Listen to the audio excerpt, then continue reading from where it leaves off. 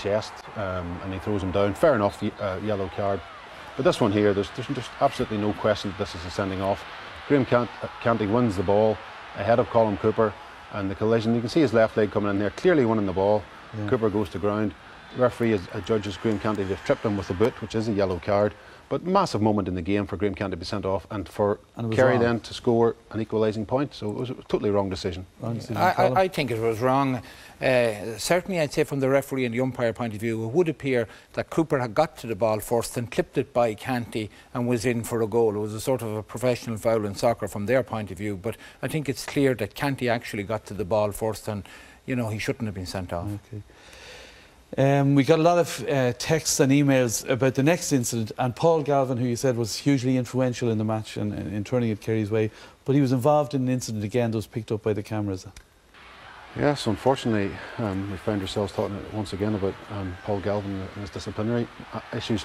I have total respect for Paul Galvin as the footballer, but why he keeps finding the need to get involved in this sort of thing is beyond me and probably beyond a lot of people in the Kerry camp. But what he does here is totally unacceptable, and there's no place on a football pitch. There's certain things, taboos, that you don't do, and this is one of the things you do not do to another player on a football pitch. I mean, you see in the replay to stick his finger in Cadigan's mouth and to pull downwards. Like it's just totally unacceptable. It's unfortunate that Galvin gets involved in this because he's such a brilliant player and he lifts Kerry, and he lifted them again today when he came on. And oftentimes when teams play each other a lot, it goes one way. There's great malice in the game towards each other, or there's total respect, and it's obvious that Cork and Kerry, a lot of the players from both sides, don't seem to like each other very much. And you know, these sort of incidents, I think Cadigan and Galvin have clashed before in the past. It's just a pity that a great game between them can't just go without something like this taking place. Was it a red card offence? Well, it's obvious that Pat McEnany didn't see it, so I think if he had to see it, he probably would have used the red card. Tomás? I think Galvin is a subject of a whole debate in most of the games that he comes on. I felt today that only for that incident he would be in line for man of the match, because he made a huge difference when he came on, and right through the game he was in for breaking balls and played ball into the full forward line as well. He plays very close to the line all of the time. Everybody is on the lookout for him. I suppose he's one of those guys that plays like that all of the time. We could do without it, being honest about it. The only thing I don't like about this programme is oftentimes there's a reaction from the disciplinary bodies to things that, you know, we might say on the television about different players. They should make up their own minds on things. It shouldn't have to be pointed out to them on the Sunday game whether or not a player was guilty of foul play or not. The point I'm making is, you know, that, you know, we may highlight something and the next thing tomorrow there's a meeting about it, and somebody like Galvin, I wouldn't like to see Galvin suspended. You know, as far as I'm concerned, the referee deals with these things on the day, and that's it, and you get on with it. Yeah, but if you didn't see it, you see that the follow through. What you're saying is, if a ref doesn't see something, it's okay.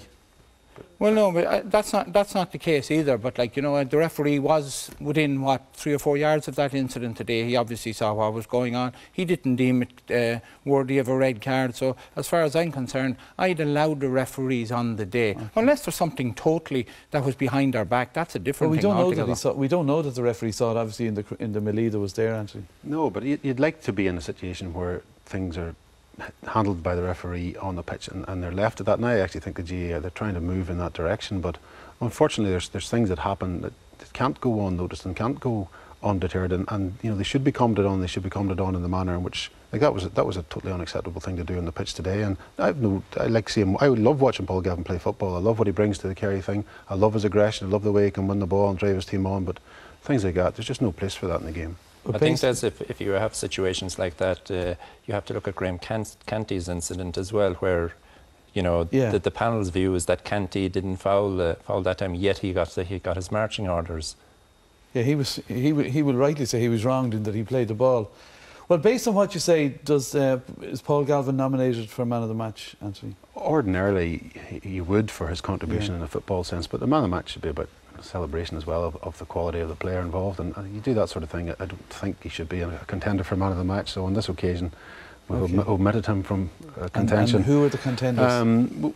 From a Cork point of view, it's difficult, with one notable exception. There was no real outstanding individual performance today. From Cork's point of view, Kieran Sheehan played quite well. I'd like to have seen him doing a bit more, but he's only 19 years of age, so he did quite well. On the Kerry team, we had Mark O'Shea there, but Kieran Donaghy was for us the other outstanding contender, along with Colm Cooper.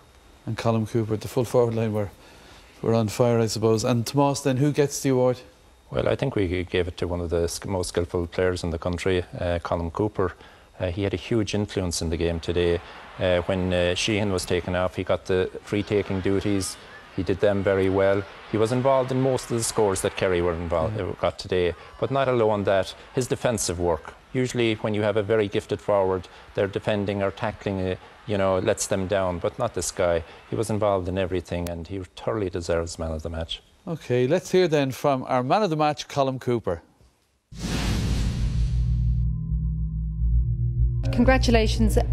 We saw Jack earlier on. His heart was racing. He was very excited. You didn't look like you were panicking at all out there, though. You looked quite calm on the pitch. Yeah, it was a tough game. Every Cork-Kerry encounter is going to be like that, and I suppose we're going to extra time. There was a lot at stake getting back to Munster final for Cork, and us trying to get back there. We haven't been playing the Munster final in a while, so it was hearts on the line stuff. But in fairness, our guys showed good character, and we remained composed, and I think that's what got us through. You seem to get a bit more ball than you did last week. Did you find that? Yeah, possibly open up at times differently. But in fairness, Cork had us on the rack a couple of times again today, and you're going to go through spells where you won't have position, and you just have to be patient. And we were aware of that. And when we did get our chances, then we seemed to just get the scores at crucial times, and eventually that got us over the line. All right, well done then to Colm. Lots more to come on the programme, including Camogie and the draw for the football qualifiers. But next up, we head to Croke Park for the Leinster football quarter-finals.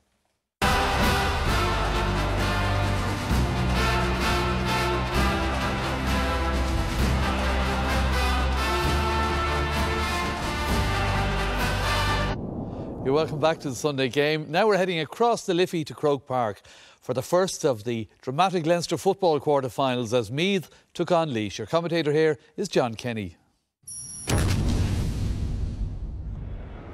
There's one late change on the Meath team. It's a significant one. Captain Nigel Crawford hasn't recovered from a back injury. He's replaced at midfield by Brian Mead. Kevin Riley returns to action for today's quarter-final against Laois. He makes his first competitive start for Meath in more than a year, having been plagued by back problems. His inclusion at full-back means a change in the Meath defence as veteran Anthony Moyles moves to centre-back, Michael Burke goes to right half-back, and Gary O'Brien drops to the bench. Paul Cahill, who once had a trial with Celtic, makes his senior debut for Laois, who make their first appearance in this year's Leinster Football Championship. Cahill is named alongside fellow under-21 player Donny Kingston and Ross Munnelly in the full forward line. Cahill Ryan has been named as centre-back. That also includes Keir Healy on his right and Colin Begley on his left. Begley will also make his first championship appearance since his return from Aussie Rules, where he played with St Kilda's and the Brisbane Lions. Referee Marty Duffy gets us underway here at Croke Park in this Leinster quarter-final, and immediately it's Laois into the attack, and perhaps a chance for an early score, but coming from his line, that's Paddy O'Rourke to smother that danger, and to Anthony Moyles. This is the first meeting of the side since the 2006 qualifier, which Laois won. They also beat them back in 2004 in the Leinster Championship. Of course, this is Laois's first outing in the Championship. Meath have already taken the scalp of Offaly in the opening round. Bit of defending to do for Owen Harrington. Laois perhaps with a chance to pop over the first score of the game. And that's gone to Darren Strong. Good opening salvo in the first minute of the game from Laois. And the man from Emo, who made his debut in the O'Byrne Cup back in 2009, gets the opening score for Laois. Meath, for the first time in the game, getting something going in an attack, and there's a push on Joe Sheridan, which the referee spotted, and a chance for Meath to open their account. And Cian Ward is the man to take this free for Meath. So Ward then with a chance to level up the score, should pop this over the bar easy enough, and that's Meath's opening score in the third minute of the game. Fisted backwards. Kevin Meaney tries to pick it up. It is Meath with Cian Ward. It's a bit of a skyer from Ward. Tries to play it into the full forward line. Here's Joe Sheridan, and a goal for Meath. Graham Riley slams it to the back of the Laois net. It was a long high ball from Ward. Sheridan in the tussle, and the ball broke nice and kindly. In fact, it was a nice clever flick from Sheridan to find Riley, and Riley scores the first goal of the contest. That's not a great fisted pass there by Seamus Kenny, and that should be a free as Ross Munley goes to ground. This is straight in front of the posts.